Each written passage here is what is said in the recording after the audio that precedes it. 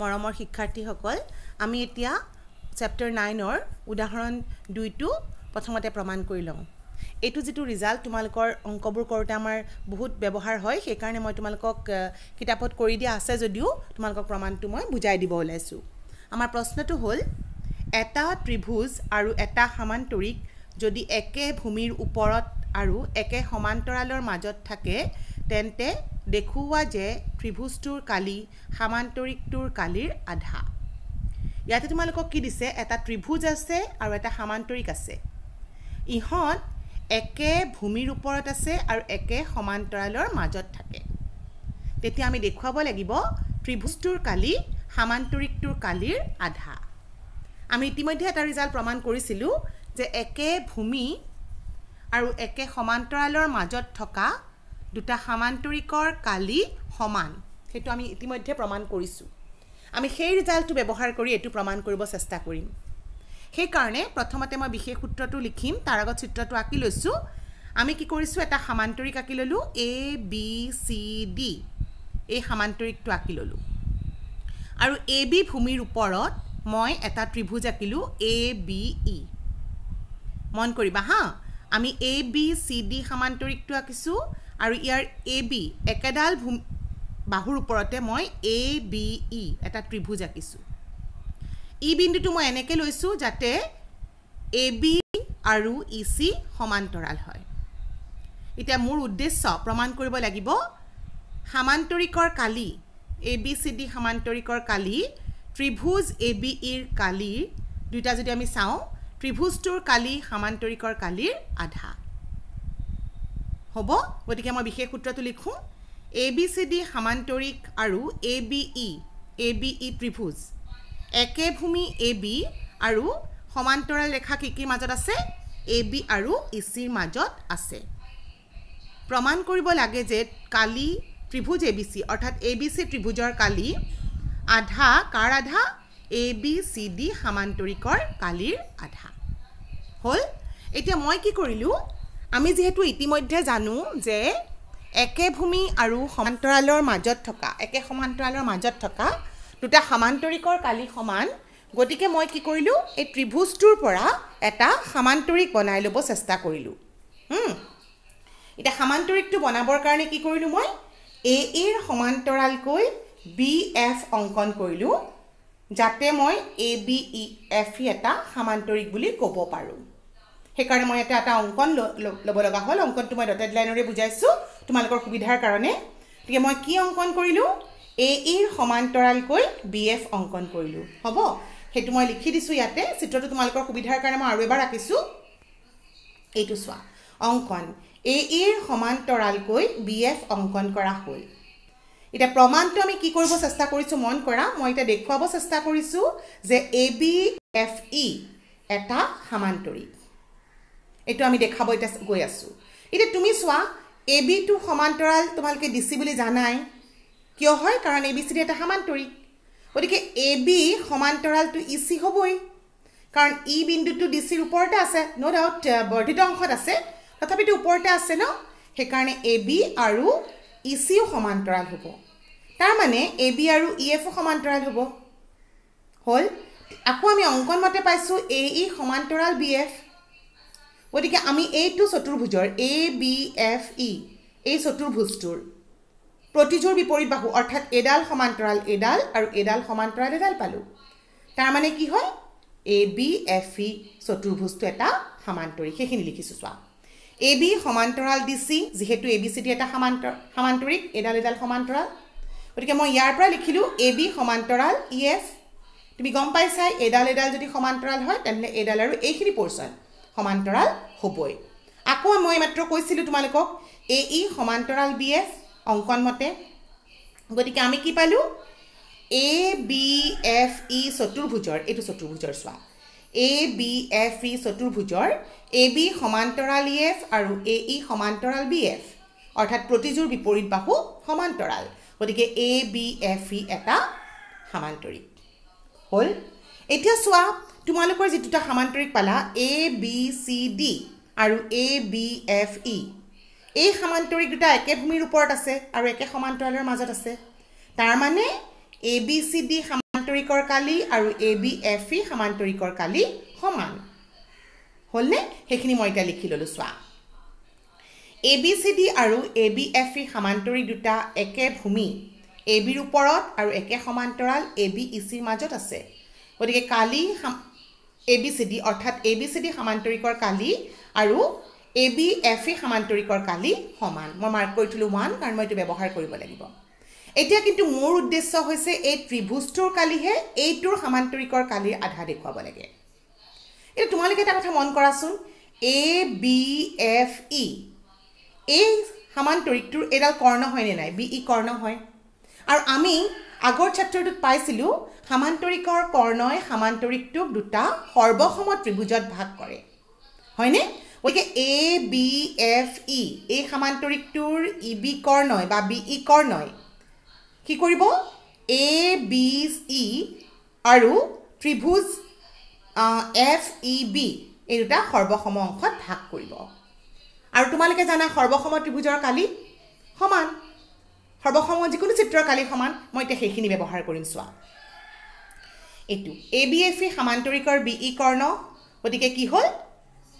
ত্ৰিভুজ ABE সৰ্বসম ত্ৰিভুজ FEB ইয়াৰ আগতে মই কাৰণটো লিখি দিছো সমান্তৰিকৰ কৰ্ণই সমান্তৰিকটো দুটা সৰ্বসম ত্ৰিভুজত ভাগ কৰে আৰু মই জানো সৰ্বসম চিত্ৰৰ কালি সমান হে কাৰণে এটুৰ কালি আৰু এটু ত্ৰিভুজৰ কালি সমান হে কাৰণে কালি ত্ৰিভুজ ABE সমান কালি ত্ৰিভুজ FEB লিখিলো এতিয়া কালি ত্ৰিভুজ ABE মই কিমানৰ সমান পাইছো এইটোৰ আধা হয়নে নহয় বাৰু এই সটো এটো এই অংশটোৰ তোমালকৰ আধা পালা হয়নে গতিকে তোমালকে যদি এটো আধা পালা তাৰ মানে তোমালকে এটো লিখিব পাৰিবা কি লিখিব পাৰিবা কালি ত্ৰিভুজ ABE সমান আধা কালি সমান্তৰিক ABFE আৰু ইফালে তোমালকে 1 নম্বৰৰ পৰা পালা ABFE আৰু ABCD সমান হয়নে কালি সমান গতিকে আমাৰ এটো প্ৰমাণ হ'ল যে ত্ৰিভুজ ABE ৰ কালি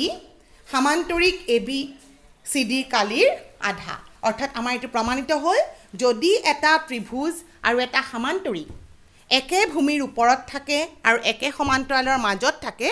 তেনে হলে ত্ৰিভুজটোৰ কালি সমান্তৰিকৰ কালিৰ আধা এটো তোমালকে মনত ৰাখিবা কাৰণ আমাৰ এটো বাৰে বাৰে ব্যৱহাৰ হৈ থাকিব দেই এবাৰ মই অনুশীলনী অংকলৈ যাওঁ অনুশীলনী তোমালকৰ 9.2 ৰ প্ৰথম প্ৰশ্নটো হৈছে ABCD এটা সমান্তৰিক AE DC ৰ ওপৰত লম্ব আৰু CF AD ৰ ওপৰত লম্ব যদি AB সমান 16 cm AE সমান 8 cm আৰু CF সমান 10 cm AD উলিয়াব লাগে গতিকে আমাৰ যেটো দিয়া আছে সেই হিচাপত তোমালকে চিত্ৰটো আঁকি ললা ABCD সমান্তৰিক হয়নে তাৰপিছত তোমালকক দিছে AD DC ৰ ওপৰত লম্ব এডাল লম্ব টনা হল তাৰপিছত CF আকৌ কাৰ ওপৰত লম্ব CF হৈছে AD ৰ ওপৰত লম্ব ইহঁতৰ বাহুৰ জোকিটা দিয়া আছে মই চিত্ৰটো লিখি লৈছো সুবিধাৰ কাৰণে AB ৰ জোখ হল 16 cm A ৰ জোখ হল 8 cm আৰু CF ৰ জোখ হল 10 cm হল এতিয়া তোমালকৰ দিয়া আছে খিনি মাত্ৰ মই লিখি ললো আৰু কি উলিয়াব লাগে ওটো লিখি ললো এতিয়া সোৱা তোমালকে উলিয়াব লাগে কিহৰ মান এটু AD ৰ মান উলাব লাগে এটা তোমালকে যেহেতু এটো সমান্তৰিক বুলি গম পালা আৰু তোমালকে জানা সমান্তৰিকৰ কালিৰ সূত্ৰটো কি আছিল সমান্তৰিকৰ কালি হৈছে ভূমি পূৰণ অনুৰূপ উন্নতি গতিকে মই D6 যদি ভূমি বুলি ভাবো তাৰ অনুৰূপ উন্নতি কি হ'ব AD AE কাৰণ লম্ব হয় ঠিক তেনেকৈ যদি মই এই সমান্তৰিকটোৰে ভূমিডাল AD বুলি লওঁ তেনে মই CF ক লম্ব হিচাপে ল'ব পাৰো অনুৰূপ উন্নতি হিচাপে তাৰ মানে মই কি কৰিব পাৰো ABCD টো কালি দুই ধৰণে লিখিব পাৰো আৰু তাতে মই কম্পেয়াৰ কৰি দিলে আনসাৰটো পাই যাম হা সেই কাৰণে মই প্ৰথমতে লিখিলো সমান্তৰিকৰ কালি সমান ভূমি পূৰণ অনুৰূপ উন্নতি গতিকে ABCD সমান্তৰিকৰ কালি DC ভূমি সাপেক্ষে কি হ'ব DC পূৰণ AE চিত্ৰত চোৱা DC পূৰণ AE একে ধৰণে ABCD সমান্তৰিকৰ কালি AD ভূমি সাপেক্ষে হ'ব AD পূৰণ CF এটো চোৱা AD পূৰণ CF এতিয়া এইটো দুইটাটো সমান্তৰিকৰ কালিয়ে হয় তাৰ মানে ৰাইট হ্যান্ড সাইড দুটা সমান হ'ব অৰ্থাৎ মই কি লিখিব পাৰিম DC পূৰণ AE সমান AD পূৰণ CF এটো মই মাৰ্ক কৰি থৈছো এতিয়া মোৰ হাতত কাৰ ভ্যালু আছে তোমালকে AB ৰ ভ্যালু জানা কিন্তু DC ৰ ভ্যালু নাজানা কিন্তু তোমালকে আকৌ এটা কথা জানা যে ABCD এটা সমান্তৰিক সমান্তৰিকৰ বিপৰীত বাহু সমান গতিকে এবিৰ জোখ যিমান হ'ব ডিচিৰ জোখো সেই একেই হ'ব সেইকাৰণে মই প্ৰথমতে ডিচিৰ জোখটো লিখি ললো এবি সমান ডিচি কাৰণ এবিসিডি সমান্তৰিকৰ বিপৰীত বাহু গতিকে ডিচিৰ মান কিমান হ'ব এবি যেহেতু 16 গতিকে ডিচিৰ মানটো হ'ল 16 তে ডিসি পালো 16 বহাই দিলু এই মান তোমালকক দিয়া আছে 8 এডি উলিয়াব দিছে আৰু সিএফ ৰ মান দিয়া আছে 10 গতিকে এডি উলিয়াবলে মই কি কৰিল 10 টো কেফালে লৈ গলো অৰ্থাৎ এডি সমান মই কি লিখিব পাৰো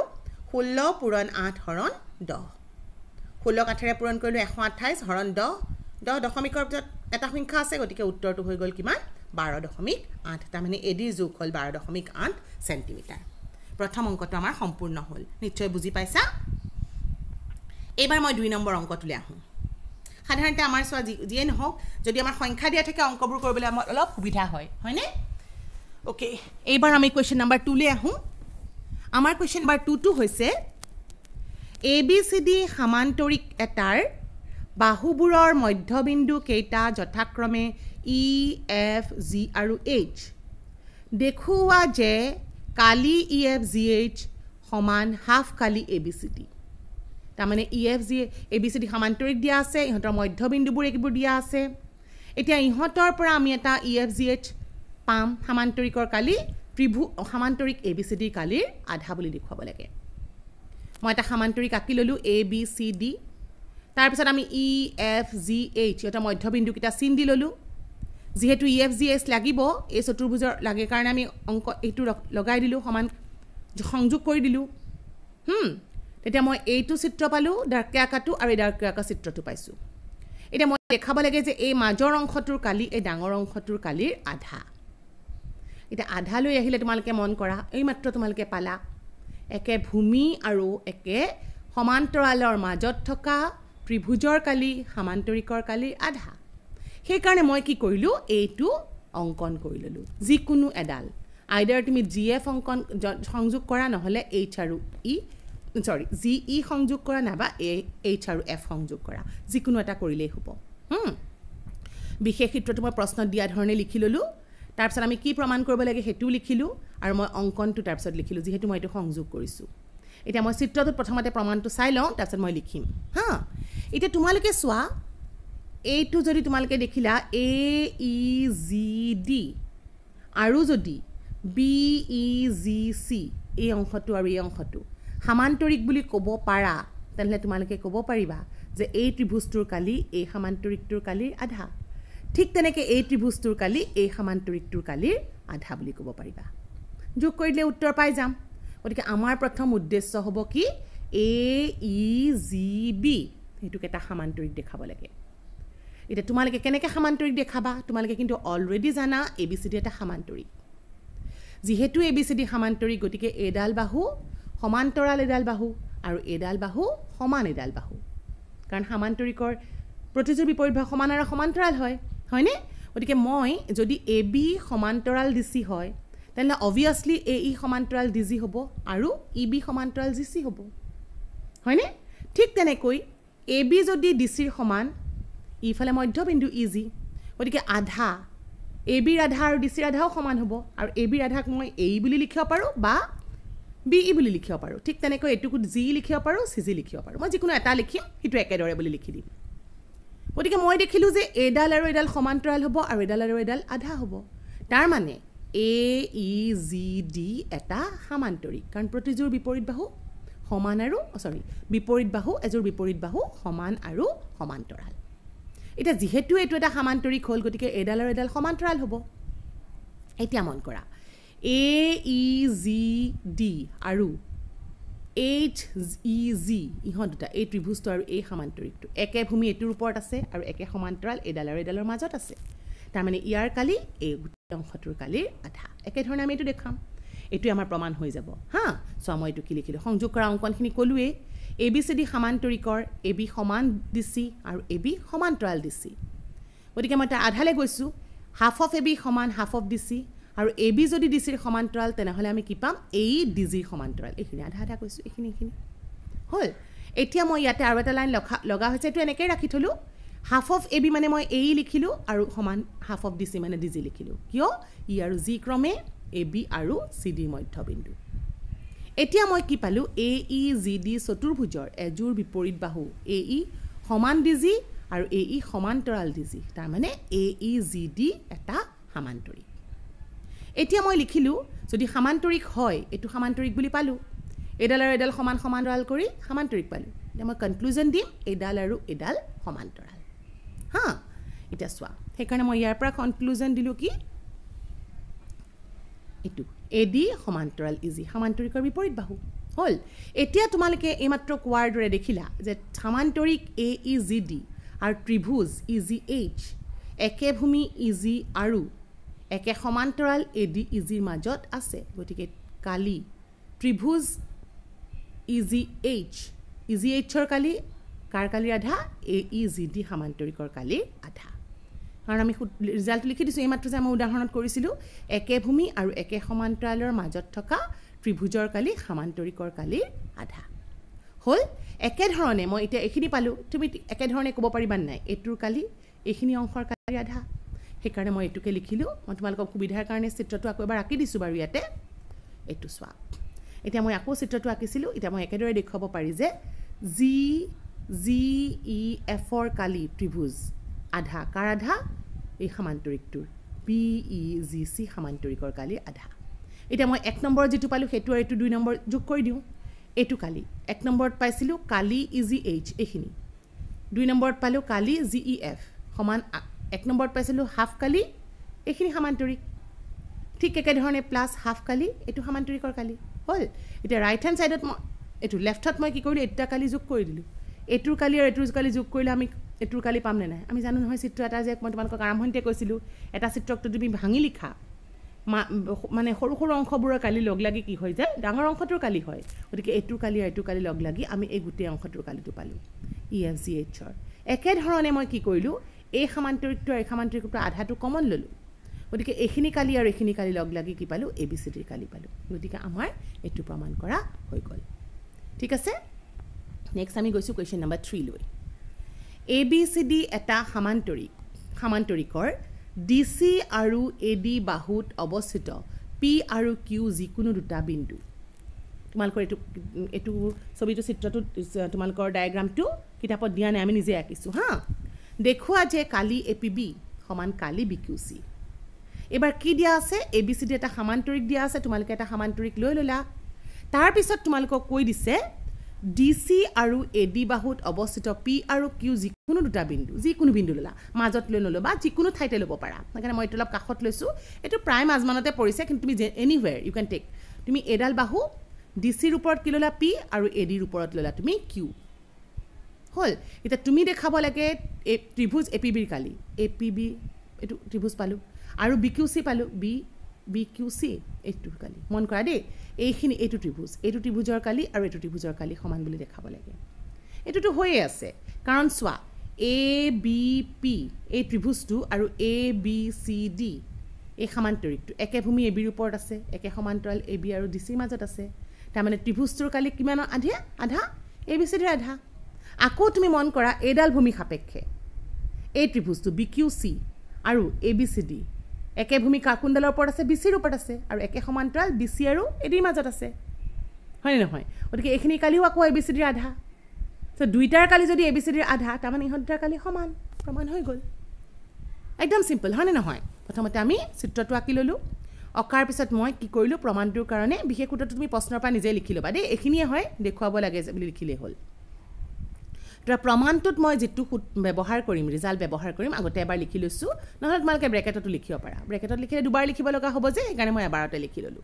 গতিকে লিখিলো আমি জানো যে একে ভূমি আৰু একে সমান্তৰালৰ মাজত থকা এটা ত্ৰিভুজৰ কালি এটা সমান্তৰিকৰ কালিৰ আধা হল এটা এই কাৰণ লিখিলো ABCD সমান্তৰিক আৰু ABP ত্ৰিভুজ একে ভূমি AB ৰ ওপৰত আৰু একে সমান্তৰাল AB আৰু একে সমান্তৰাল AB আৰু CD ৰ মাজত আছে গতিকে মই ইয়াৰ পৰা কি লিখিলো কালি ত্ৰিভুজ ABP = হাফ কালি ত্ৰিভুজ চতুৰ্ভুজ মানে সমান্তৰিক ABCD নাম্বাৰ কৰিলো 1 একে ধৰণে তুমি এবাৰ নেক্সট সমান্তৰিক মই চিত্ৰটো আকৌ তোমালোকক আঁকি দিছো যাতে তোমালোকৰ সুবিধা হয় আকৌ দেখিলা এই সমান্তৰিক ABCD আৰু ত্ৰিভুজ এটু BQC BCQ বা BQC লিখিব পাৰা একে কথা এই দুটা একে ভূমি বিচিৰ ওপৰত আছে ভূমিটো মেনশ্যন কৰিবা হা কোনডাল ভূমিৰ ওপৰত আছে আৰু কোন কোন সমান্তৰালৰ মাজত আছে বিচি আৰু এডিৰ মাজত আছে গতিকে এই ত্ৰিভুজটোৰ কালি BCQ বা BQCৰ কালি হাফ কালি ABCD 1 নম্বৰ আৰু 2 নম্বৰ পৰা মই কি পালো ৰাইট হ্যান্ড সাইড দুটা সমান গতিকে লেফট হ্যান্ড সাইড দুটা সমান হল আমাক প্ৰমাণত যেহেতু APB বুলি আছিল আৰু BQC বুলি আছিল সেই কাৰণে মই APB লিখিলো আৰু BCQ BQC বুলি লিখিলো আমাৰ প্ৰমাণ কৰা হৈ গল তোমালকে ভালদৰে মন দি শুনিবা শুনি উঠি বহিত লিখি লবা আৰু ইয়াতে দিয়া মই যিবোৰ ফটো ব্যৱহাৰ কৰিছো ডেসক্ৰিপচন বক্সত দিছো তোমালকে তাৰ পৰা চাই লিখিব পাৰিবা থ্যাংক ইউ